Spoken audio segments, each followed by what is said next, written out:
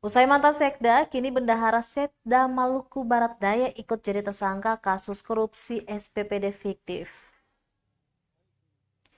Tim penyidik Kejaksaan Tinggi Maluku kembali menetapkan satu tersangka kasus dugaan penyalahgunaan biaya langsung perjalanan dinas pada Sekretariat Daerah Kabupaten Maluku Barat Daya tahun anggaran 2017 dan 2018. Kali ini Bendahara Sekretariat Daerah Maluku Barat Daya Yohanis Sakarias ditetapkan sebagai tersangka.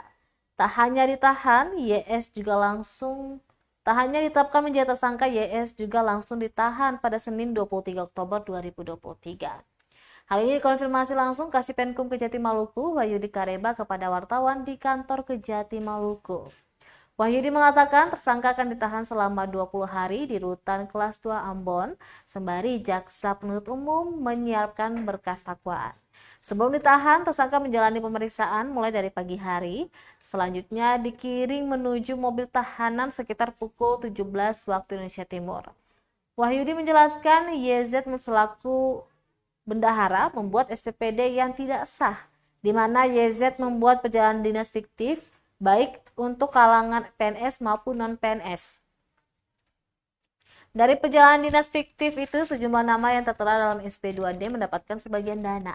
Alhasil, berdasarkan perhitungan kerugian negara berdasarkan perhitungan ahli dari BPKP Provinsi Maluku, negara mengalami kerugian sebesar 1 miliar 565.855.600 rupiah.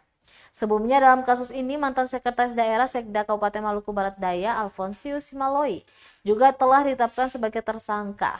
Bahkan saat ini Siamiloi sementara mengajukan banding atas putusan Majelis Hakim Pengadilan Tipikor pada Pengadilan Negeri Ambon. Majelis Hakim sebelumnya menjatuhkan 5 tahun penjara kepada Siamiloi. Siamiloi juga dibebankan membayar denda sebesar 400 juta rupiah, subsidi 3 bulan kurungan.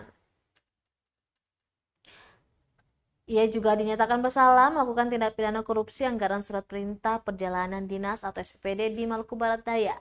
Tak hanya pidana badan, Majelis Hakim juga memutuskan terdakwa Syamiloi membayar denda sebesar 1,3 miliar dengan ketentuan bila tak dibayarkan maka harta benda akan disita. Dan bila tak mencukupi maka ditambah dengan pidana penjara selama 1 tahun dan 6 bulan penjara. Terdakwa oleh Majelis Hakim dinyatakan telah bersalah melanggar pasal 2 ayat 1 junto pasal 18 Undang-Undang Nomor 31 tahun 1999 sebagaimana diubah dengan Undang-Undang Nomor 20 tahun 2001 tentang Tipikor junto pasal 55 ayat 1 ke 1 dan pasal 64 ayat 1 KUHP.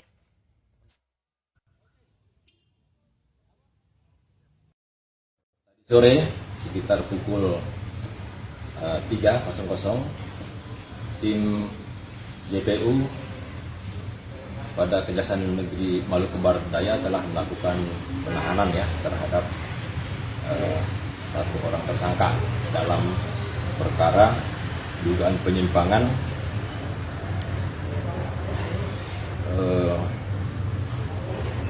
biaya langsung perjalanan dinas Sekretariat Daerah Kabupaten Maluku Barat Daya. Yang bersangkutan ini merupakan ASN dari pemerintah daerah Maluku Barat Daya selaku bendahara pada Sekretariat Kabupaten Maluku Barat Daya.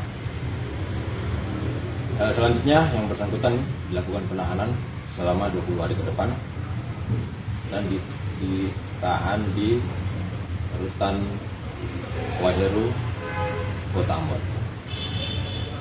Dalam perkara ini kerugian negara sekitar 1 miliar 500 juta rupiah berdasarkan hasil dari perhitungan oleh Badan Pengawasan Keuangan dan Pembangunan Perwakilan Provinsi Maluku.